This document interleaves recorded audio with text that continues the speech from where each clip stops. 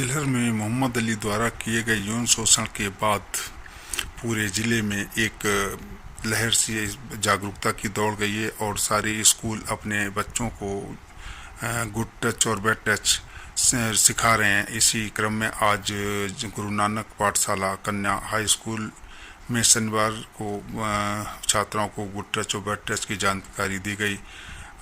उन्हें अधिकारों के प्रति भी जागरूक किया गया।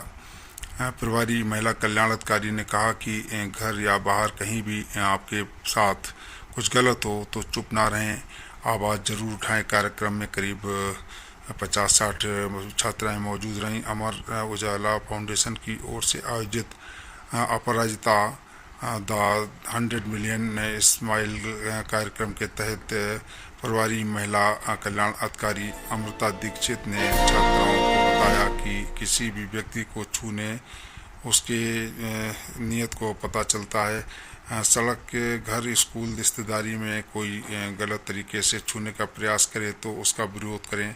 अपने अभिभावक शिक्षकों को अवगत कराएं। उन्होंने ये भी कहा कि ऐसे लोगों से डरना नहीं, चुप रहने से अराजक तत्वों की हिम्मत बढ़ती है। तिलहर के एक जूनियर हाई स्कूल में 13 छात्राओं के साथ छेड़छाड़ी करना इसका उदाहरण है। छात्राएं आवाज़ उठाती तो बात इतनी आगे नहीं बढ़ती। कुछ भी गलत हो तो डरना नहीं बल्कि बोलना है, विरोध दर्ज कराना है। और इसी के तहत आज प्रधानाचार्य ने भी अपने वक्तव्य में यही कहा है कि अपने कोई भी छात्र छात्रा के साथ में किसी प्रकार का कोई भी इस प्रकार बैड टच गुड टच हो तो वो कृपया जो है अपने शिक्षकों को, अपने अभिभावक को और टीचर्स को बताएं। उनका पूरी तरीके से साथ दिया जाएगा। और बच्चों ने भी इसमें अपनी हामी भरी और कहा कि मैं इस प्रकार से जो भी होगा सबको अवगत अवश्य कराऊंगा, मैं डरूंगा नहीं। जीएसटी को लेकर के एक बड़ी न्यूज सामने आ रही है। GST additional commissioner grade 1 BD Shukla ने बताया कि कर चोरी करने वालों के खिलाफ स्पेशल इन्वेस्टिगेशन ब्रांच SIB जांच कर रही है। नियमित कर चोरी करने वाले व्यापारियों की इस समय स्कूलों में समर कैंप के आयोजन लगातार जारी हैं। इस क्रम में Saint Mary convent school Tilhar में क्लास 3 से 8 तक के छात्राओं ने समर कैंप में yoga, badminton, judo, karate, carrom, रस्सी कूद में भाग लिया।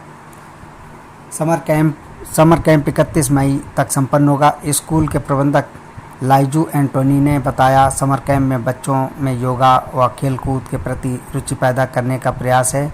बच्चे कोरोना काल से ऑनलाइन शिक्षा में मोबाइल का प्रयोग करना क्या सीखे कि वो मोबाइल के प्रति समर्पित होते जा रहे हैं, अपने स्वास्थ्य को खराब कर रहे हैं। इसलिए मेरा प्रयास है कि बच्चों को परंपरागत खेलों से जुड़कर मोबाइल के रेडिएशन से बचें और स्वस्थ रहें।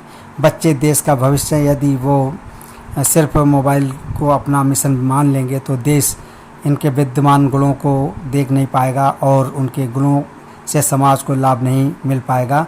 सभी अभिभावकों को भी अपने बच्चों को योगा और खेल कूद के प्रति बच्चों को जागरूक करना होगा, तभी हम जो है इस कार्य में सफल होंगे। गर्मी का सीज़न चल रहा है और आजकल बच्चों को समर कैंप जो है आयोजित किए जा रहे हैं। इसी क्रम में नगर के महर्षि दयानंद शिक्षा सदन में एक समर कैंप आयोजित किया गया, जिसमें बच्चों ने खेल प्रतियोगिताओं में बढ़ चढ़कर भाग लिया। आयोजन के दौरान नन्हे मुन्ने बच्चों ने रस्साकशी, jalebi race, frog race, musical chair race, रस्सी कूद, नृत्य, पेंटिंग, लंबी कूद, ऊंची कूद, गोला फेंक, गायन, कराटे, जूडो आदि कार्यक्रम में हिस्सा लिया। इस अवसर पर प्रधानाचार्य नरेंद्र शर्मा ने कहा कि खेलों से बच्चों में निखार आता है और उनकी प्रतिभा जागृत होती है। इसी के प्रकार और भी कॉलेजों में इस प्रकार के बच्चों के कार्यक्रम चल रहे हैं और उनकी जो भी सूचना आएगी मैं आपको देता रहूँगा। दूसरी दुखद घटना भी शाहजहांपुर मिर्जापुर थाना अंतर्गत सादिकपुर जैतपुर निवासी 24 वर्षीय संदीप कुशवाहा की चलती कुंभ एक्सप्रेस से उतरने कोशिश में गिरने से मौत हो गई। वो बरेली से GF कॉलेज में भी काम की परीक्षा देने आ रहे थे। कुंभ एक्सप्रेस का शाहजहांपुर में स्टॉपेज न होने के कारण उन्होंने ट्रेन धीमी होने पर उतरने की कोशिश की होगी, जिसमें उनकी जान चली गई। शाहजहांपुर अंतर्गत जलालाबाद क्षेत्र के ग्राम रुस्तमपुर में मोहित नाम के व्यक्ति ने अपनी फंदा लगाकर जान दे दी। मोहित को शराब पीने की आदत थी।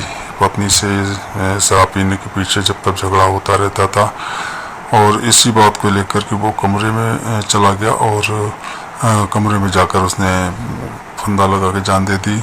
और सुबह जब कुंडी नहीं खुली तो माँ ने दरवाज़ा खटखटाया, नहीं खुलने पर पुलिस को सूचना दी। पुलिस ने आकर के सबको उतारा और पोस्टमार्टम के लिए भेज दिया। थाना प्रभारी प्रवीण सोलंकी ने बताया मुझे शराब पीने का आदी था। परिवारजनों के मना करने पर वो नाराज़ होकर आत्महत्या कर लिए। इंडोनेशिया अपनी राजधानी बदल रहा है। वर्तमान राजधानी जकार्ता में अक्सर भूकंप और बाढ़ जैसी आपदाएं आती रहती हैं।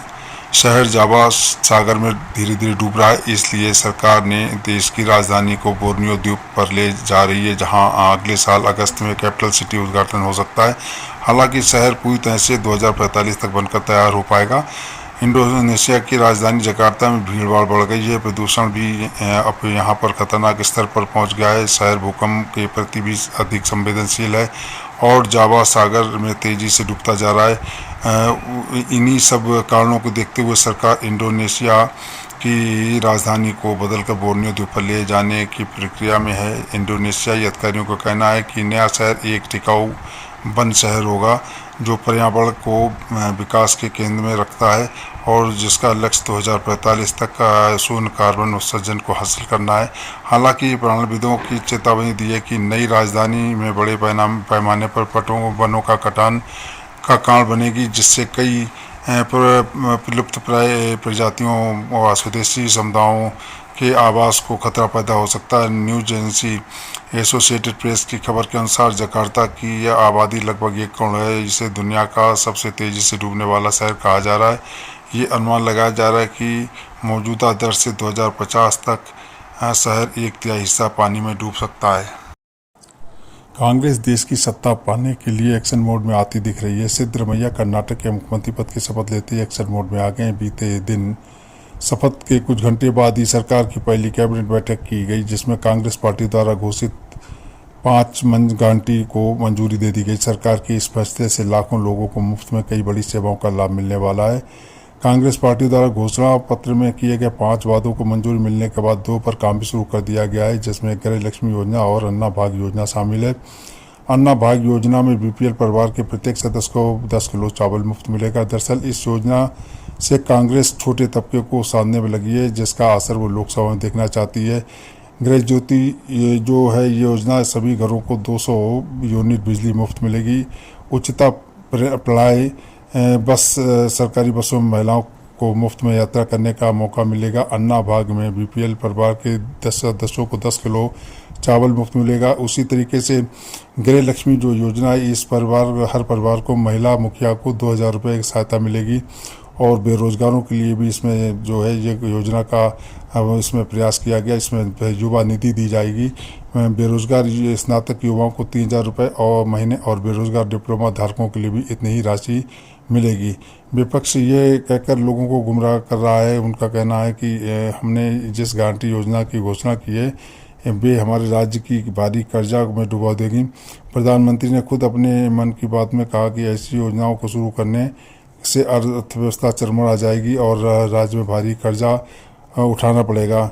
लेकिन हम जो है इसमें जो पता लगा है कि 50,000 करोड़ रुपए हर सालाना इसकी संसाधन को जुटाने में लगेंगे, जो कि एक तरीके से जनता को वोट खरीदने जैसा ही होगा।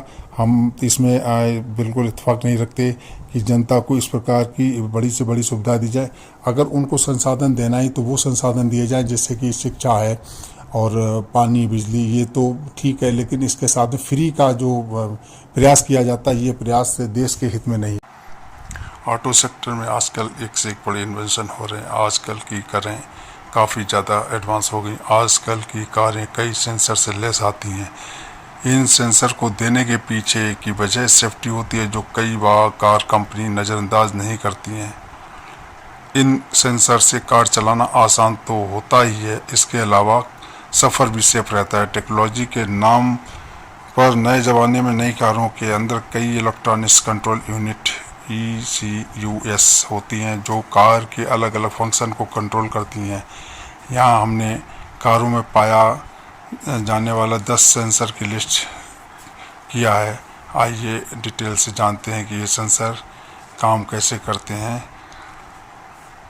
ये सेंसर कार की लोकेशन निर्धारित कर इस जानकारी के उपयोग नेविगेशन सिस्टम, ट्रैफिक अपडेट और इमरजेंसी सेवा द्वारा किया जाता है। ये अभी आपको जितनी जानकारी थी, इसके अलावा भी फिर आगे जैसी जैसी जानकारी मिलेगी हम आपके समक्ष पेश करूंगा।